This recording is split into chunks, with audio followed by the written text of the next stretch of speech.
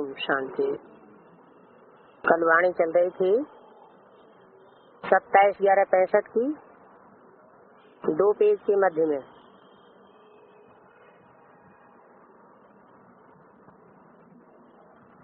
बात चल रही थी, बाप तुमको सुदर्शन चक्रधारी बनाते हैं, तुम्हारी बुद्धि में है हमको पढ़ाने वाला ऊंच से ऊंच नॉलेजफुल गॉड फादर है।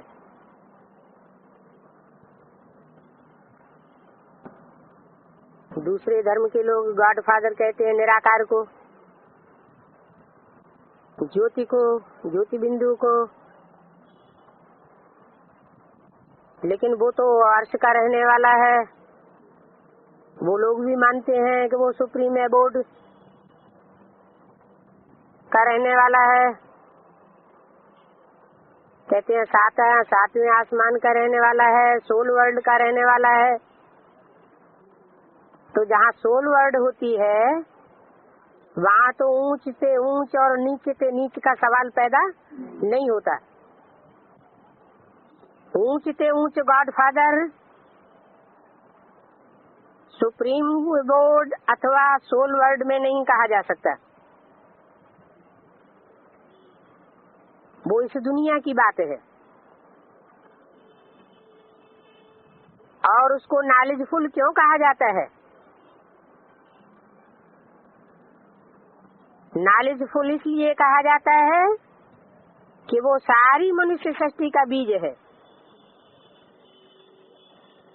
माना ज्योति बिंदु जब निराकारी ही लोक में है तो नॉलेजफुल नहीं कहा जा सकता।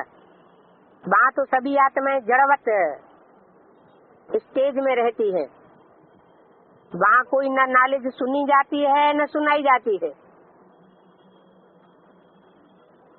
इस सृष्टि रूपी रंगमंच पर जब आत्माएं आती है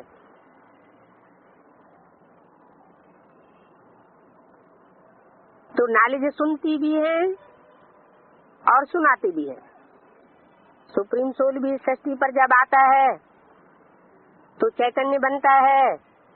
जिस मनुष्य तन में प्रवेश करता है वो सृष्टि का बीज रूप है। जिसे दूसरे धर्मों में एडम, आदम, आदिदेव, आदिनाथ कहा जाता है। सृष्टि का पहला पुरुष माना जाता है। वो सृष्टि का बीज है। जैसे कोई झाड़ होता है, उसका जो बीज होता है उस बीज में सारा झाड़ समाया हुआ रहता है। तो कहेंगे कि बीज में से ही सारा विस्तार झाड़ का निकलता है। तो नॉलेजफुल गॉड फादर कहा जाता है क्योंकि मनुष्य सृष्टि का बीज है। बीज को जरूर नॉलेज होगा क्योंकि वो कोई जड़ बीज नहीं है। जो जड़ झाड़ होते हैं उनका बीज भी जड़ होता है। और ये मनुष्य सृष्टि रूपी जो झाड़ है ये चैतन्य झाड़ है। इसका बीज भी चैतन्य है। चैतन्य बोलता चालता को कहा जाता है। दुनिया में तो रचयिता और रचना की आदि मध्य अंत को कोई नहीं जानते। तुमने अब रचयिता और रचना की आदि मध्य अंत को समझा है? क्या समझा है? रचयिता कौन है और रचना कौन है? ऐसे तो हर मनुष्य अपने बच्चों का रचयिता होता है, लेकिन सारी मनुष्य सृष्टि का एक रचयिता कौन है और रचना कौन है? अरे रचयिता है मनुष्य सृष्टि का पिता, प्रजापिता, और रचना है फर्स्ट क्लास रचना है श्री कृष्ण, और आदि रचना है गीता माता। तो तुम्हारी अभी ये सूर्यवंशी किंगडम स्थापन हो रही है गुप्त। कौन सी किंगडम स्थापन हो रही है? इस्लाम वंशियों की स्थापना नहीं होगी। जो भी एडवांस पार्टी में बीज रूप आत्माएं इकट्ठी हुई है वो सब धर्मों के चुने हुए बीज इकट्ठे हुए हैं। उनमें सूर्यवंशी भी है, चंद्रवंशी भी है, इस्लाम वंशी भी है, बौद्धी वंशी भी है, क्रिश्चियन वंशी भी है, संन्यास वंशी भी है, मुस्लिम वंशी भी है, सिख वंशी भी है, आर्य समाजी भी है। लेकिन धर्म की जो अभी स्थापना होनी है वो कौन से धर्म की होनी है? आज सनातन देवी देवता धर्म की स्थापना तो होनी है, लेकिन उसमें भी वंश कौन सा है जिसकी स्थापना होनी है? जिस किंगडम की स्थापना होनी है वो है सूर्यवंशी किंगडम। चंद्रवंशी किंगडम की भी स्थापना नहीं होगी।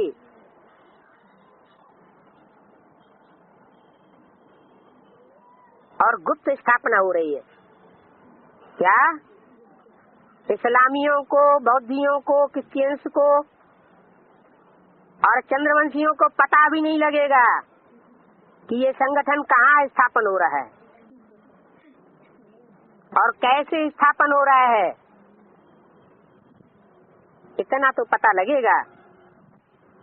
अनुमान लगाएंगे कि ये आत्माएं चुनी जा रही है।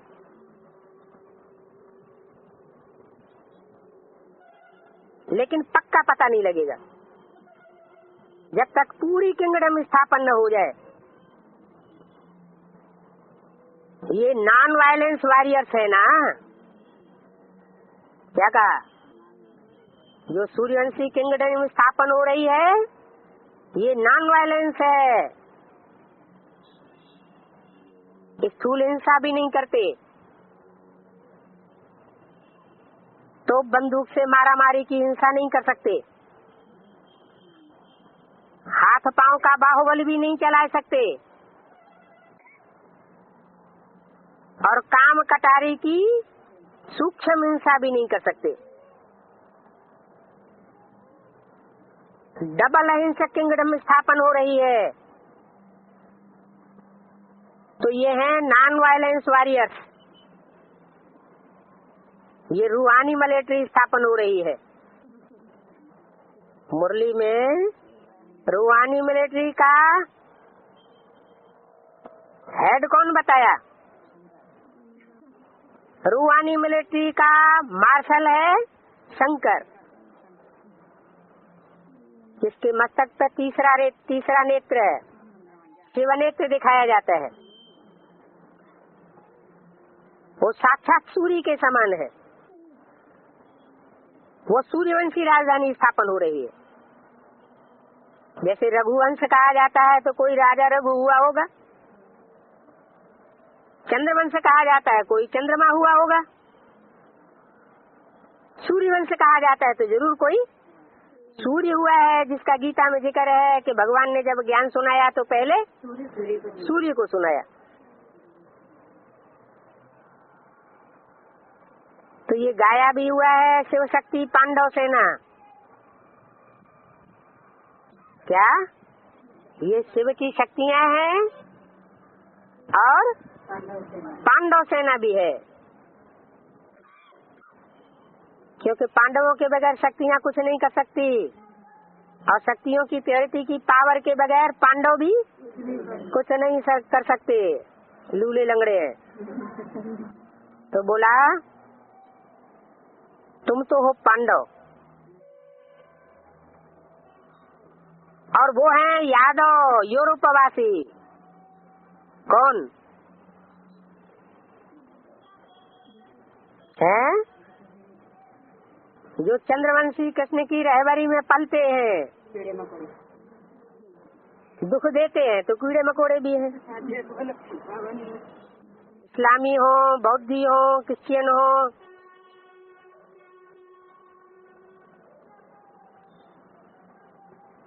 आर्य समाजी है तो कौरव है, जिनका अभी राज्य चल रहा है। कंट्रोलिंग पावर हद और बेहद में, बेहद की दुनिया की भी, ब्राह्मणों की दुनिया की कंट्रोलिंग पावर अभी कौरवों के हाथ में है। वो सब हैं यूरोपवासी यादव। कौन से? यूरोपवासी, रूपवासी हैं। देवान जिसमें ज्यादा होता है वो रूप को पकड़ता है। जैसे उन्होंने भक्ति मार्ग में पांडव बनाए दिए हैं बहुत लंबे चौड़े, छत इतने लंबे चौड़े उनके चित्र बनाते हैं। रावण को कितना बड़ा बनाते हैं, बहुत ऊंचा बनाते हैं। क्यों बनाते हैं? क्योंकि ये देहवान की निशानी दिखाई गई है कि बहुत ज्यादा देहवान भरा हुआ है। तो वो यूरोपवासी, अमेरिकावासी, रूसवासी, वो यादव संप्रदाय है जो रूप स्वरूप और बाहुबल के ऊपर मरते हैं।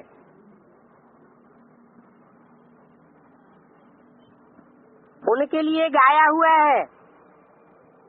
यादवों ने मूसल इन्वेंट किए और अपने कुल का उनसे विनाश किया। शास्त्रों में लिखा हुआ है कि यादवों के पेट से मूसल निकले जिनसे उनके सारे कुल का संहार हुआ। तो पेट से कोई मूसल नहीं निकलते हैं लोहे के, जैसा शास्त्रों में लिखा हुआ है। ये तो बुद्धि रूपी पेट है, बेहद की बात है। जैसे कहते हैं तुम्हारे पेट में कोई बात नहीं पचती, तो बात कोई रोटी दाल है क्या? ये बात नहीं पचती एक मुहावरा है, पेट का मिसाल दिया जाता है। उस पेट में स्थूल भोजन पचाया जाता है और बुद्धि रूपी पेट में ज्ञान का कहो, अज्ञान का कहो, संकल्पों का कहो, दुष्ट संकल्पों का कहो, ये संकल्पों का भी खून होता है। कोई के शरीर में दुष्ट संकल्पों का खून जास्ती बहता है। मन बुद्धि रूपी आत्मा दुष्ट संकल्पों से भरी भूरी रहती है और कोई की मन बुद्धि में श्रेष्ठ संकल्पों का खून बहता है। जैसे नशे नारियों में खराब खून भी बहता है तो शुद्ध खून भी बहता है। वो हुई शरीर की बात और ये है मन बुद्धि रूपी आत्मा की बात। तो ये मन बुद्धि रूपी आत्मा अर्थात बुद्धि रूपी पेट से यादव मूसल इन्वेंट करते हैं, माना मिसाइल्स इन्वेंट करते हैं। उन मिसाइल से सारी दुनिया का संहार होता है। लेकिन अभी तो कहा यादवों का हेड है कौन? शंकर। तो यादवों का हेड जब शंकर है तो वो भी तो यादव ही हुआ ना। कृष्ण को किस कुल का दिखाते हैं? कृष्ण यदुवंशी था, यादव कुल का था। लेकिन अंतर सिर्फ ये है कि उन्होंने यादव कुल की अपनी सारी सेना कौरवों को दे रखी थी और खुद पांडवों की तरफ हो गए थे।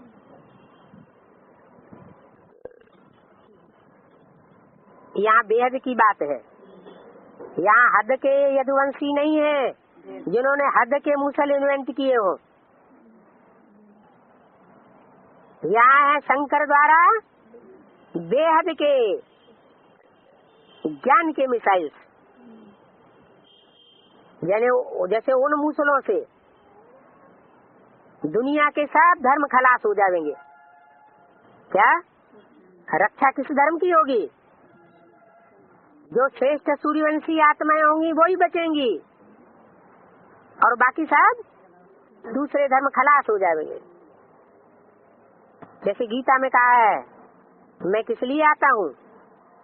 धर्म संस्थापनार्थाय, धर्म की स्थापना करने के लिए आता हूँ।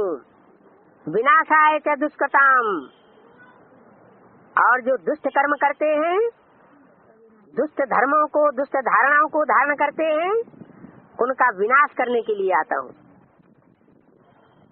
तो स्थापना होती है ब्रह्मा और पालना होती है विष्णु के द्वारा और विनाश होता है शंकर के द्वारा। बाकी शंकर कोई स्थूल विनाश नहीं कराता है, न स्थूल मूसल इन्वेंट कराता है। ये तो ब्राह्मणों की दुनिया में जो विधर्मी फैले हुए हैं दूसरे दूसरे धर्म की आत्माएं रावण, कुंभकर्ण, मेघनाथ जैसे ब्राह्मण बन करके घुसी हुई है। उनका विनाश कराने के लिए आता है।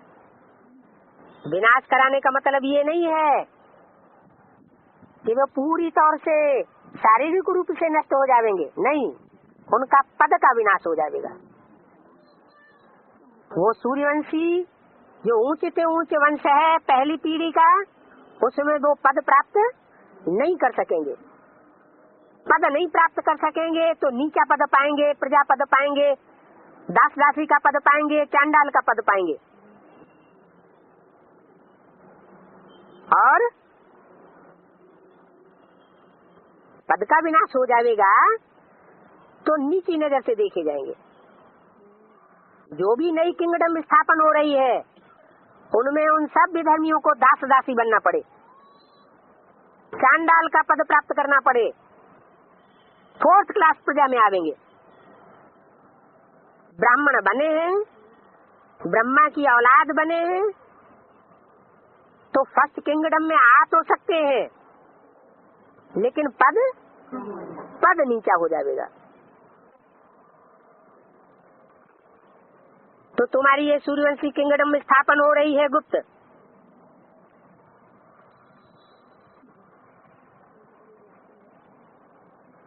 बरोबर विनाश का समय है। क्या कहा? पहले ब्रह्मा के द्वारा रची हुई ब्राह्मणों की दुनिया का विनाश होगा या बाहर की दुनिया का विनाश होगा? पहले तो जो ब्राह्मणों की दुनिया रची गई है ब्रह्मा के द्वारा, प्रैक्टिकल रची जा रही है, सारी दुनिया में देश देशांतर में ब्रह्मा कुमारी ईश्वरीय विश्वविद्यालय फैले हुए हैं। उनमें से सूर्यवंशी आत्माएं भी निकल रही हैं एडवांस पार्टी में, और दूसरे धर्म की बीज रूप आत्माएं भी निकल रही है। सब धर्म के बीज एडवांस पार्टी में इकट्ठे हुए पड़े हैं, लेकिन उनमें से भी जो सूर्यवंश के बीज होंगे वो गुप्त किंगडम स्थापन कर रहे हैं या गुप्त किंगडम स्थापन करने में सहयोगी बन रहे हैं। जो करेंगे सो पावेंगे, बाकी सबका विनाश हो जाएगा। तो बरोबर ये बना विनाश का समय है, कोई स्थूल रूप में विनाश की बात नहीं है। सन 76 में भी जिस विनाश की घोषणा की गई थी वो स्थूल विनाश की घोषणा की गई थी, या ब्राह्मणों की संगम की दुनिया में जो सूक्ष्म विनाश का कार्य है वो आरंभ होने की घोषणा की गई थी। ब्राह्मणों की दुनिया में जो सूक्ष्म विनाश होना था उसके आरंभ की घोषणा बाबा ने मुरलियों में 10 साल पहले ही कर दी थी। तो वहाँ तो आरंभ हुआ, तो जो आरंभ हुआ आज हुआ उसका अंत भी कभी होगा या नहीं होगा? तो अभी वो अंत होने का समय आ गया। विनाश काले विपरीत बुद्धि विनश्यते, गीता का गायन है। जो परमात्मा शिव से विपरीत बुद्धि बनते हैं, माना परमात्मा शिव ने जो महावाक्य उच्चारण किए, जो धारणाएं सिखाई, उन धारणाओं के जो विपरीत चलते हैं, विपरीत आचरण करते हैं, विपरीत बातें करते हैं, विपरीत संकल्प चलाते हैं, उनका विनाश हो जाना है।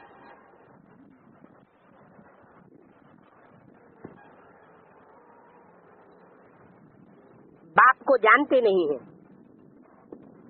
शास्त्रों में तो बहुत कुछ कहानियां लिख दी है, भक्ति है ही दुर्गति। फिर भगवान आकर के सदगति करते हैं। उतरती कला चढ़ती कला भारत की ही है। क्या शूटिंग पीरियड में भी जब भगवान आते हैं तो चारों युगों की रिहर्सल या शूटिंग कराते हैं। उस रिहर्सल और शूटिंग के पीरियड में जो सूर्यवंशी हीरो पार्टधारी आत्मा है वो ही भारत का पार्ट बजाने वाली है। उसकी उतरती कला भी शूटिंग पीरियड में होती है। गली गली के खाक छानने वाला बन पड़ता है। सुबह का अमीर शाम का फकीर बन जाता है। सीढ़ी के चित्र में दिखाया हुआ है। सीढ़ी के चित्र में सतयुग की सीढ़ियों में आदि में विश्व का मालिक नारायण दिखाया गया है, और सीढ़ियों के नीचे 84वें जन्म की सीढ़ी में कांटों की सैया पर पड़ा हुआ भारत दिखाया गया। उसके हाथ में कोई प्रॉपर्टी नहीं है। जो भी प्रॉपर्टी होती है वो सब इनकम टैक्स अपने हाथ में ले लेता है। वो गली गली का भिखमंगा बन जाता है। तो भिखमंगा भारत कांटों की सैया पर पड़ा हुआ है। बाप आकर के भिखारी भारत को बैगर टू प्रिंस बनाते हैं। जो फुल बैगर बनता है वही फुल नई दुनिया का प्रिंस बन जाता है। पहले गोल्डन एज, फिर सिल्वर, कापर, आयरन एज में आता है।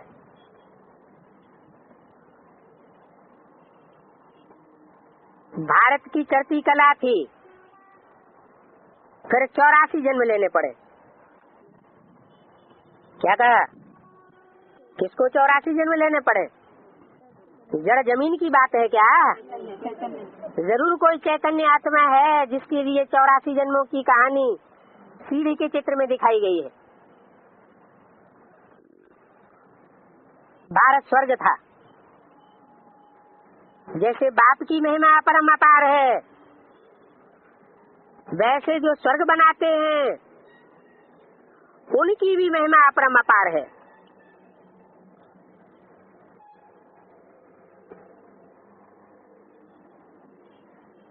ऐसे किसी ने नहीं कहा होगा रावण की महिमा अपरम अपार है।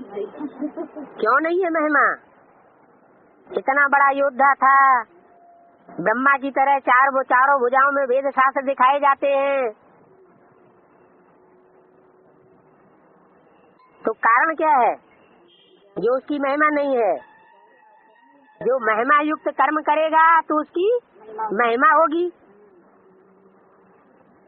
अभी तो गवर्नमेंट इंसॉल्वेंट है, रावण राज्य की गवर्नमेंट है। इंसॉल्वेंट गवर्नमेंट लोन लेती रहती है। क्या? यथा राजा तथा प्रजा भी लोन लेती है। तो क्या इशारा मिला? हम बच्चों को लोन लेना चाहिए या नहीं लेना चाहिए? है? उधार भी मांगा जाता है। जो उधार मांगा जाता है उसके लिए बोला भीख मांगना, मांगने से मरना भला। सहज मिले सो दूध सम, मांग लिया सो पानी, और खींच लिया सो खून बराबर। तो हम बच्चों को लोन तो किसी से लेना नहीं है, अपने ही तन मन धन से जितना हो सके हम अपने लिए नई दुनिया की राजधानी किंगडम स्थापन कर रहे हैं। चंदा भी किसी से नहीं मांगना है। क्या? बहुत से गीता पाठशाला में ऐसे हेड ऑफिस में बाबा के पास पैसे भेजने हैं, थोड़ा थोड़ा मदद करो। तो ये भी क्या हुआ? ये भी चंदा मांगना हुआ। ये श्रीमत की बरखिलाफी है। श्रीमत से सदगति और मनुष्यों की मत से दुर्गति। जिसने डायरेक्शन दिया कि चंदा दो, चलो उनका तो भाग्य बिगड़ता ही है, लेकिन जो उस बात को फॉलो करते हैं और चंदा देने लग पड़ते हैं उनकी भी दुर्गति होती है। तो न लोन लेना है न लोन देना है, न चंदा लेना है और न चंदा देना है। अभी तो गवर्नमेंट इंसॉल्वेंट है, लोन लेती रहती है। अखबार में भी चित्र डाला था कैसे भीख मांग रहे हैं। क्या? तो भारत का चित्र सीढ़ी में भी डाला हुआ है। काहे का चित्र डाला हुआ है? भिखमंगा भारत का चित्र डाला हुआ है। क्या सिल्वर का कटोरा लेकर के भीख मांगता है? हैं? ज्ञान का कटोरा लेके मांगता है। कटोरा तो उसके पास नहीं है। सिल्वर का कटोरा कहो या भंडारी कहो, ये तो तथाकथित ब्रह्मा कुमार कुमारियों में लगाई जाती है। हाँ, ये जरूर है कि उसे भी दर दर भटकना पड़ता है। तो भारत भीख मांग रहा है, परंतु यह बात समझते नहीं है कि हम प्राचीन भारतवासी बहुत साहूकार थे, अभी पुराने भारतवासी बन गए हैं। पहले बहुत साहूकार थे, अब गरीब हो गए। कुछ तो कारण रहा होगा। बाप आकर समझाते हैं ये ड्रामा बना हुआ है। क्या? सुबह का अमीर, शाम का फकीर। भारतवासी जो स्वर्गवासी भारत था, वो अब नरकवासी है। अभी फिर स्वर्गवासी से नरकवासी, नरकवासी से स्वर्गवासी बनेंगे। 84 जन्म लगते हैं। अभी तुम्हारे 84 जन्म पूरे होते हैं, फिर तुम सूर्यवंशी बनेंगे। क्या? अभी पूरे सूर्यवंशी है नहीं, अभी कुछ न कुछ दूसरों का संग का रंग लगता रहता है। पराई मत पर भी चल पड़ते हैं। रावण की मत पर जब तक चलते हैं, मनमत पर चलते हैं या मनुष्य मत पर चलते हैं, तो समझो हम क्या हैं? कौन से वंशी हैं? हाँ, रावण के वंशी हैं। जब हम पूरे पूरे श्रीमत पर चलने लगे, तब समझना चाहिए अभी हम सूर्यवंशी बन रहे।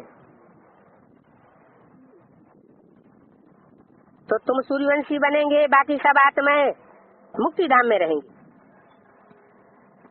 क्या कहा? जब तुम सूर्यवंशी बनेंगे, तुम घोर सोझरे में जब आ जावेंगे, तो बाकी जितने अंधेरे में रहने वाले हैं, अंधेरा कायम रखने वाले हैं, अज्ञान का अंधेरा फैलाने वाले हैं, तो सब कहाँ चले जाएंगे? वो शांति धाम में जाकर के जड़वत रहेंगे।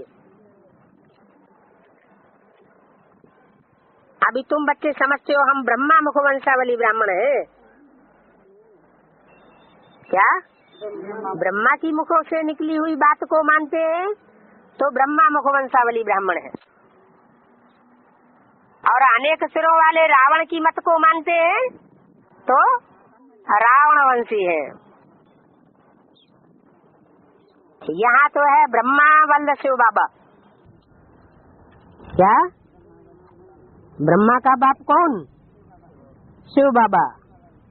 तो शिव का प्रजापिता ब्रह्मा एक बच्चा ठहरा। क्या कहा? शिव का पहला बच्चा कौन? तो शिव का प्रजापिता ब्रह्मा एक बच्चा ठहरा। क्या कहा? शिव का पहला बच्चा कौन? प्रजापिता ब्रह्मा। उनके तुम फिर बी के कुमार कुमारियां बनते हो। तो तुम बहन भाई हो गए, शिव बाबा के पोत्रे पोत्रियां हो। पोत्रे पोत्रियों को डाढ़े से वर्षा मिलता है। किसके पोत्रे पोत्रियां हो? शिव बाबा के। और शिव बाबा किसको कहा जाता है? साकार निराकार के मेल को। तो बताओ शिव बाबा कौन हुआ? प्रजापिता ब्रह्मा कौन हुआ? जिसमें प्रवेश करता है वही प्रजापिता। और सुप्रीम सोल है, सुप्रीम सोल तो ज्योति बिंदु को कहा जाता है। नहीं प्रवेश करता है ना आत्मा में। आत्मा में प्रवेश करता है? शरीर में प्रवेश करता है ना। वो तो शरीर में प्रवेश करता है, लेकिन प्रवेश करने वाला ज्योति बिंदु है या शिव बाबा है? शिव बाबा प्रवेश करता है, शिव बाबा बनाना। प्रवेश करने वाला शिव बाबा है? नहीं नहीं, मुझ गए। Supreme soul. हाँ, सुप्रीम सोल तो ज्योति बिंदु है। प्रवेश आत्माओं का बाप ज्योति बिंदु है। बाप सुप्रीम सोल बाप प्रवेश करता है? बाबा कहा जाता है। साकार निराकार सम्मेलन को बाबा कहा जाता है। नहीं, यज्ञ के आदि में जो पाठधारी था, जिसमें पहले पहले शिव बाप ने प्रवेश किया, हाँ। वो हुआ शिव बाबा। क्या? Great great grandfather. कहते हैं ना बाप दादे, बड़ा भाई नहीं दादा कहते हैं, बड़ा भाई, और दादे माना ग्रैंडफादर। तो वो हुआ ग्रैंडफादर का पार्ट। फिर ब्रह्मा के द्वारा ब्राह्मण बच्चे पैदा हुए हैं, और ब्राह्मण बच्चों से कोई ब्राह्मण बच्चा निकला जिसमें शिव बाप फिर प्रवेश करता है। तो जिसमें शिव बाप प्रवेश करता है वो है तो वही प्रजापिता वाली सोल, लेकिन शरीर तो बदल गया ना। कभी कभी ऐसा भी तो होता है कि कोई बाबा होता है, शरीर छोड़ता है और अपने बच्चे का भी बच्चा बन जाता है। तो ऐसे ही हो जाता है ना। तो बोला शिव का प्रजापिता ब्रह्मा एक बच्चा ठहरा, उनके तुम फिर भी के कुमार कुमारियां बनते हो। शिव बाबा के पोत्र पोत्रियां हो। वर्षा शिव बाबा से मिलता है, ब्रह्मा से वर्षा नहीं मिलता। क्या कहा? ब्रह्मा से वर्षा मिलता है, ब्रह्मा कुमार कुमारियों को, महलमानियों अटारियों का। विश्व सेवा के इंचार्ज बन जाएंगे, विदेशी सेवा के इंचार्ज बन जाएंगे, जोनल इंचार्ज बन जाएंगे, किसी सेंटर के इंचार्ज बन जाएंगे। लेकिन जो डाडे है शिव बाबा, उसके वर्षा के हकदार तुम बच्चे बनते हो।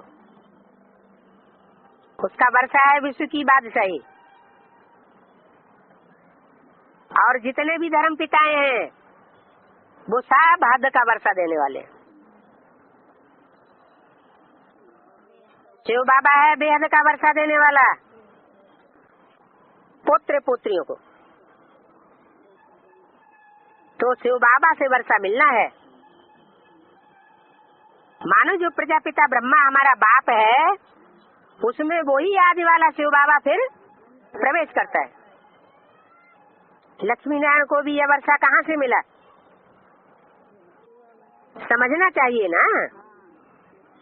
राधा कृष्ण को तो लक्ष्मी नारायण से वर्षा मिलता है, लेकिन जो नर से डायरेक्ट नारायण और नारी से लक्ष्मी बनते हैं, उन्हें लक्ष्मी नारायण को वर्षा कहाँ से मिलता है?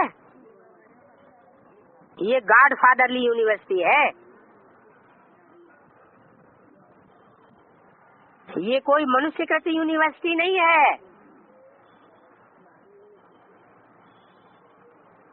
भगवान वाच, मैं तुमको राजयोग सिखाता हूँ।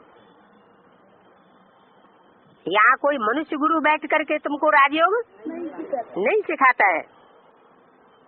और जो राजयोग सिखाता हूँ, जो भी सिखामणी या शिक्षा देता हूँ, वो स्वर्ग के लिए देता हूँ। नरक की दुनिया में प्राप्ति कराने के लिए कोई शिक्षा नहीं देता हूँ कि हाँ तुम इंचार्ज बन जाओ गीता पाठशाला के, जोनल इंचार्ज बन जाओ, मिनी मधुबन के इंचार्ज बन जाओ। ये तो हद की बातें हैं जो हद के मनुष्य गुरुओं द्वारा मिलती है। बाप तो बेहद विश्व की बादशाही देने आया है।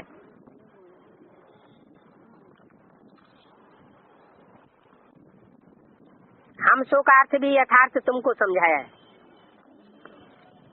हम सो ब्राह्मण देवता, हम सो क्षत्रिय हम सो वैश्य बने, हम सो शूद्र, शूद्र से फिर ब्राह्मण, ब्राह्मण से फिर देवता बनेंगे। हम सो देवता 8 जन्म, फिर क्षत्रिय 12 जन्म, फिर आधा कल्प बाद रावण का राज्य होता है। क्या कहा? हम सतयुग में देवता बनते हैं 8 जन्म। अभी संगम युग में न हम देवता हैं और न हम शूद्र हैं, हम हैं पक्के ब्राह्मण। क्षत्रिय में, क्षत्रिय वंश में फिर 12 जन्म लेंगे। ब्रह्मा उर्फ कृष्ण की आत्मा कितने जन्म लेगी त्रेता में? 13 जन्म लेगी।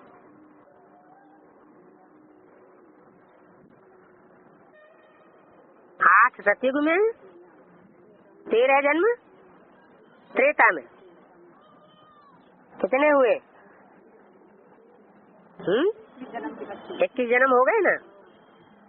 द्वापर में 21 जन्म, 21 दूनी 42, और कलयुग में 42 जन्म, तो टोटल कितने हुए? टोटल 84 जन्म हो गए। तो भारत का सबसे पुराना दुश्मन रावण है। आधा कल्प रावण राज्य होता है। रावण श्राप देते हैं, राम शिव वर्षा देते हैं। क्या नाम दिया? राम शिव वर्षा देते हैं। ऐसे क्यों नहीं कहा कृष्ण शिव वर्षा देते हैं? है? इसमें भी राम का नाम पहले थोड़ा ही होना चाहिए, बड़े का नाम पहले होना चाहिए, छोटे का नाम बाद में। शिवराम कहे तो भी ठीक है, राम का नाम आगे क्यों रख दिया है? क्योंकि ब्रह्मा के द्वारा बोल रहे हैं, और ब्रह्मा बाबा की ये तकनीक है, जिससे काम लेना होता है उसको आगे रख देते हैं।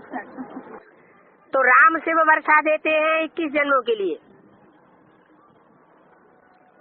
तो ये है रावण राज्य। 27/11/65 की मुरली का 3रा पेज। ये नंबर 1 दुश्मन है तुम्हारा रावण। कितने सिर वाला? 10 सिर वाला। ये 10 धर्मों को कंट्रोल करता है। रावण को 2500 वर्ष हुए हैं। तो कौन हुआ रावण? है? ठीक 2500 वर्ष कौन था? इब्राहिम। वो रावण हुआ जो ऊपर से आता है, सतो प्रधान आत्मा। सतो प्रधान आत्मा जो परम धाम से डायरेक्ट उतरती है, वो उस समय सतो प्रधान होती है कि तमो प्रधान होती है? तो रावण कैसे हुई?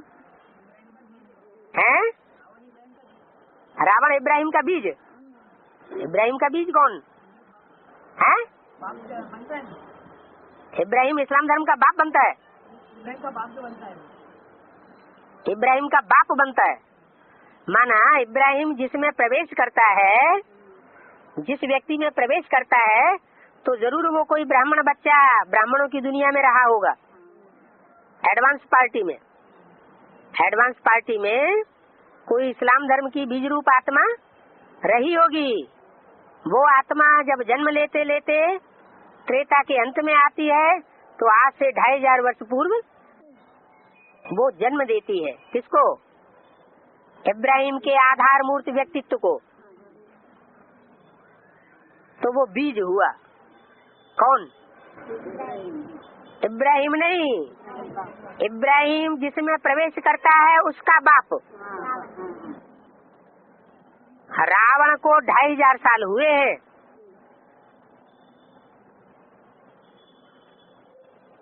तो इब्राहिम हमारा दुश्मन हुआ या इब्राहिम का आधार मूर्त दुश्मन हुआ, या आधार मूर्त को भी जन्म देने वाला दुश्मन हुआ? है? हमारा पुराना दुश्मन कौन है? ये तो मोटी बात। अरे रावण भी कौन? राम वही रावण होता है। वही राम वही रावण होता है।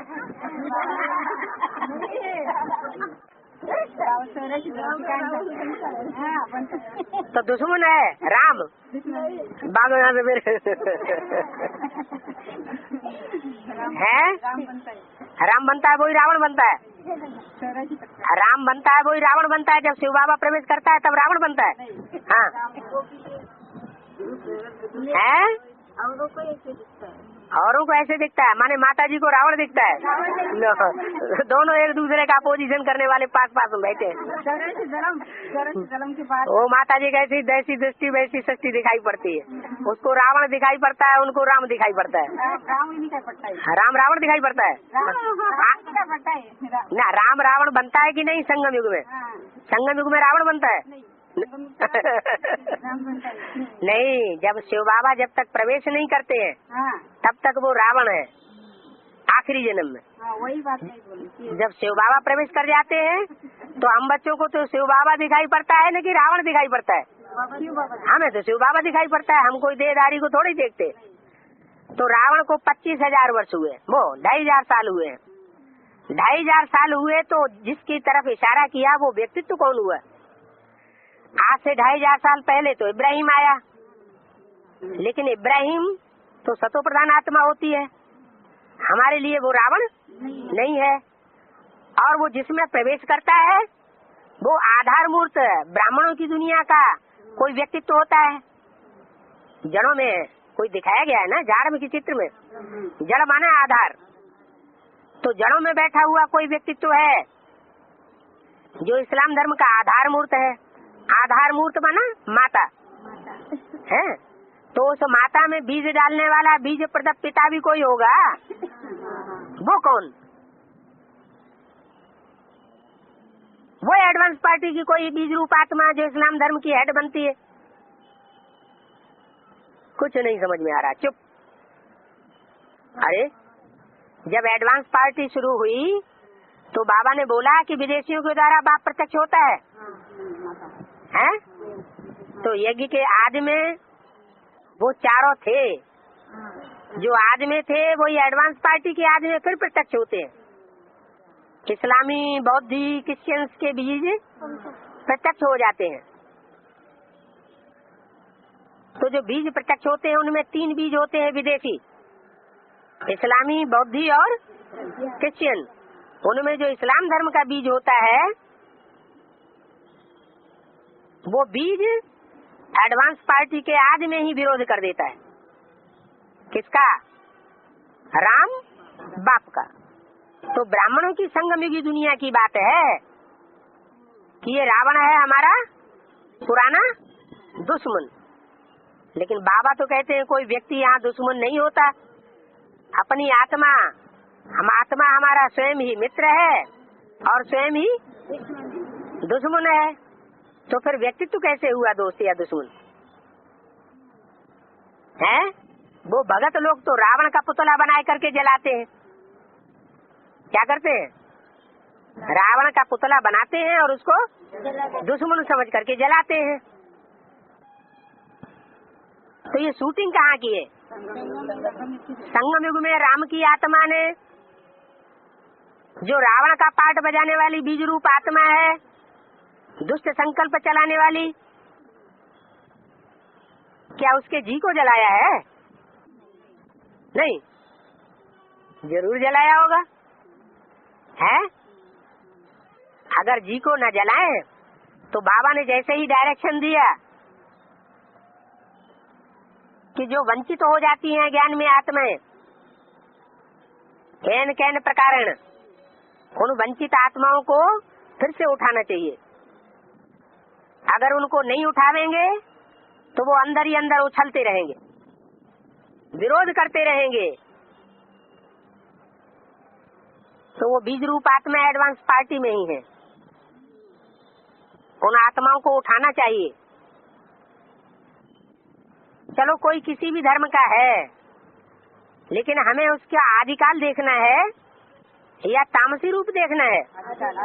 आदिकाल में तो वो सतो प्रधान थे, बाप के सहयोगी थे। तो फिर सतयुग त्रेता की स्थापना होगी, उसमें फिर सहयोगी रहेंगे। इसलिए अपने कर्मों का हिसाब किताब समझ करके हर आत्मा के साथ हमें संसर्ग संपर्क में आना है। मतलब बाबा कहते हैं ये रावण तुम्हारा पुराना दुश्मन है। तो रावण हमारा पुराना दुश्मन नहीं है, लेकिन रावण का जो हमने संसर्ग संपर्क किया है, वो संसर्ग संपर्क हमारे अंदर समाया गया है।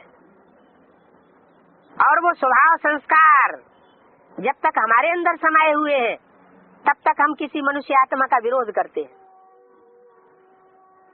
हमारे पूर्व जन्मों का हिसाब किताब समझना चाहिए।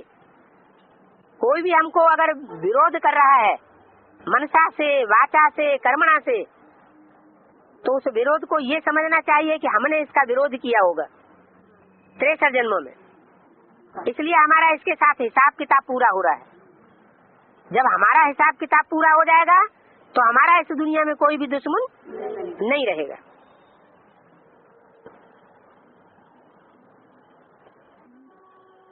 ये भी अहंकार नहीं आना चाहिए कि मैं सूर्यवंशी हूँ और सब रावण वंशी है। हम अगर सूर्यवंशी हैं तो हमको बनाने वाला कौन? शिव बाबा। हमको भी बनाने वाला शिव बाबा है ना। शिव बाबा हमको न बनाता तो राम की आत्मा बना लेती है क्या? नहीं बनाती ना। तो राम सूर्यवंशी नहीं है बनाने वाला फिर भी एक शिव बाबा, दूसरा न कोई। आदि सनातन देवी देवताएं पतित बन जाते हैं। रावण जब से आते हैं उसके 2500 वर्ष के बाद जो आदि सनातनी है वो पतित बन जाते हैं। और पतित बनाता कौन है? संग के रंग से रावण संग के रंग से पतित बनाता है। कोई कुछ बोल रहा है तो रावण माना 10 सिर, कोई एक सिर की बात नहीं है। वो इब्राहिम प्रवेश करता है, जिस व्यक्तित्व में प्रवेश करता है उसकी दृष्टि को दूषित कर देता है, विचार फैलाता है दृष्टि के द्वारा। जब दृष्टि के द्वारा प्रदूषण फैलता है तो वो कर्मणा तक पहुंच जाता है। कहते हैं इस्लाम धर्म में आदि में भाई बहनों में शादी होती थी, क्योंकि उनकी जनरेशन ही नहीं थी, तो जनरेशन को बढ़ाने के लिए उन्हें ऐसा करना पड़ा। अब फिर बाप आकर के राम राज्य स्थापन कर रहे हैं। क्या? कौन बाप? शिव बाप आकर के राम राज्य स्थापन कर रहे हैं। किसका राज्य? राम का राज्य। उन 10 सिरों का राज्य नहीं, राम का राज्य स्थापन क्यों कर रहे हैं? हैं? क्योंकि जरूर राम वाली आत्मा एक की मत पर चली होगी, औरों की मत पर नहीं चली होगी। ये संगम है किस बात का है? 2 मतों का भी संगम है, एक श्रीमत और एक रावण मत। कोई रावण की मत पर चल पड़ते हैं तो कभी राम की मत पर चल पड़ते हैं, तो दोनों मिक्स हो जाता है। भारत बहुत प्राचीन है, सब धर्म वालों का ये तीर्थ स्थान है। क्या? सब धर्म वालों का तीर्थ स्थान भारत क्यों है? हाँ, क्योंकि भारत में ही भगवान आते हैं। भगवान भारत में आते हैं। जब आते हैं तो सब धर्म की जो बीज रूप आत्माएं हैं, आधार मूर्त आत्माएं हैं, उन सबको भारत में इकट्ठा होना पड़ता है और सब आकर के भारत में शिक्षा लेती है। एक बाप से नंबरवार शिक्षा लेकर के नंबरवार नौकुरी के ब्राह्मण बनते हैं। ब्राह्मणों की भी 9 कुरियां गाई जाती हैं, एक से एक ऊंची गाई जाती है तो सारे ही ब्राह्मण, लेकिन है नंबरवार। तो सब धर्म वालों का तीर्थ स्थान है। हर धर्म की श्रेष्ठ आत्माएं भारत में आकर के इकट्ठी होती है, तो सब धर्म वाले समझते हैं कि भारत के बगैर हमारा उत्थान नहीं होगा, क्योंकि पतित पावन सदगति दाता परमपिता परमात्मा का ये बर्थ प्लेस है। कौन सा? भारत। भारत में भी कौन सा स्थान बर्थ प्लेस है जहाँ से प्रत्यक्षता होती है? प्रत्यक्षता रूपी जन्म होता है। जैसे बच्चा जन्म लेता है ना, तो पहले गुप्त होता है, बाद में जब पैदा होता है तो प्रत्यक्ष होता है। ऐसे ही सुप्रीम सोल बाप भी जन्म कब लेता है? उसका दिव्य जन्म है, भारत में जन्म लेता है। लेकिन भारत में भी कहाँ से प्रत्यक्ष होता है? हैं?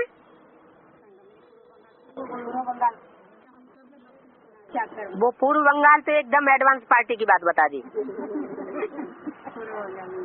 है। प्रत्यक्ष होता है वास्तव में माता के रूप में पहले। अगर प्रत्यक्ष न हुआ होता तो तुमेव माता का गायन नहीं होता। तो कहाँ से प्रत्यक्ष हुआ तुमेव माता? स्थान कौन सा? माउंट आबू से। लेकिन माता से तो वर्षा नहीं मिलता, तो फिर बाप के रूप में कहाँ से प्रत्यक्ष होता है?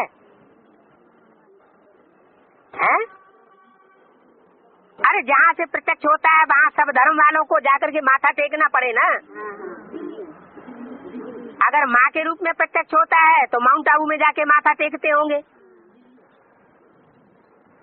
अगर भारत में कोई दूसरे स्थान से प्रत्यक्ष होगा तो वहाँ जाकर के माथा टेकना पड़े। सब धर्मों का तीर्थ स्थान है ना, क्योंकि पतित पावन सदगति दाता परमात्मा का बर्थ प्लेस है। बाप कहते हैं मैं तुमको इस पतित दुनिया से लिबरेट कर गाइड बन करके ले जाऊंगा और साथ में ले जाऊंगा। क्या? साथ में ले जाऊंगा। और किस तरीके से ले जाऊंगा? हैं? किस तरीके से ले जाऊंगा? नैनो पे बैठा के ले जाऊंगा है। और मच्छरों सदस्य ले जाऊंगा तो किसके लिए का है? माना नैनो पर बिठा के तो ले जाऊंगा, लेकिन साथ साथ जो अपने देहवान को पूरा त्याग देंगे। अपने देह जैसे मच्छर होते हैं ना, उनकी कोई वैल्यू नहीं होती। मच्छर आया पट्ट से मारा, उसकी हत्या करने में देर नहीं लगती। तो ऐसे ही मच्छरों सदस्य माना हमारी आत्मा मच्छरों सदस्य कोई कीमत की न रह जाए, हमारी बुद्धि में ये बैठ जाए हम कोई वैल्यू के नहीं है। जो भी वैल्यू है किसके कारण है? नहीं, एक शिव बाबा दूसरा नुको। एक शिव बाबा के कारण हमारी वैल्यू है, नहीं तो रामकृष्ण वाली आत्माओं की भी कोई वैल्यू नहीं है। तो मच्छरों से सबको ले जाऊंगा। बाप को ही लिबरेटर कहा जाता है। गीता में बाप के बदले बच्चे का नाम डाल दिया है। ये है बड़ी से बड़ी भूल। क्या? जो गीता माता है सब धर्मों का माई बाप है, वो माई बाप चैतन्य में है या जड़ पुस्तक है? जरूर कोई चैतन्य गीता माता है। उस गीता माता में बड़ी भारी भूल कर दी है। क्या भूल कर दी है? उसमें कृष्ण का नाम गीता पति के रूप में डाल दिया है। अब कृष्ण तो सतयुग का पहला प्रिंस होता है। कृष्ण बच्चा होता है माता का, पिता का, या माता का पति होता है? बच्चा होता है। अब जब इतनी भारी भूल कर देंगे तो भूल करने वाले भारतवासियों का क्या हाल होगा? ऐसी बुद्धि फिराए देते हैं कि माता भी समझती है ये हमारा पति है। ऐसा बरगलाने का काम कर देते हैं। इसलिए बोला है गीता माता पूरी खंडन की गई है। जब चैतन्य गीता माता पूरा ही खंडन कर दी जाती है। जो माताएं होती है भोली वाली माताओं को, सीताओं को रावण बरगलाते हैं। रावण बरगला के उनको अपना पूरे कब्जे में ले लेते हैं, बुद्धि को ही फिराए देते हैं। तो गीता के दिल में, दिमाग में बच्चे कृष्ण का नाम सर्वोपरि हो जाता है और बाप का नाम गुम हो जाता है। ये बड़ी से बड़ी भूल है। जब तक इस बड़ी से बड़ी भूल को नहीं सुधारा जाएगा तब तक सीता कहो, गीता कहो, वो रावण के पंजे से छुटाई नहीं जा सकती। भगवान तो एक है, ऐसे नहीं कि कृष्ण भी भगवान और नर से नारायण बनने वाला भी भगवान। दोनों भगवान कैसे हो सकते हैं? राम भी भगवान, कृष्ण भी भगवान नहीं। भगवान तो एक ही हो सकता है। मनुष्य भगवान हो नहीं सकता। क्या क्या मतलब? और क्या जानवर हो सकता है? एक ही हो सकता है भगवान। भगवान का एक मनन चिंतन करने वाले को मनुष्य कहा जाता है। मनुष्य और मनुष्य तब तक है जब तक उसे अपने पार्ट का पता नहीं है, तब तक उसको मनन चिंतन मंथन करने की दरकार है। जिसको अपने पार्ट का पता चल जाए तो उसका मनन चिंतन करने का उसको दरकार नहीं रहती। वो फिर किस स्टेज में टिकेगा? निराकारी स्टेज में टिकेगा। तो निराकारी होगा तो निरहंकारी होगा और निर्विकारी हो जाएगा।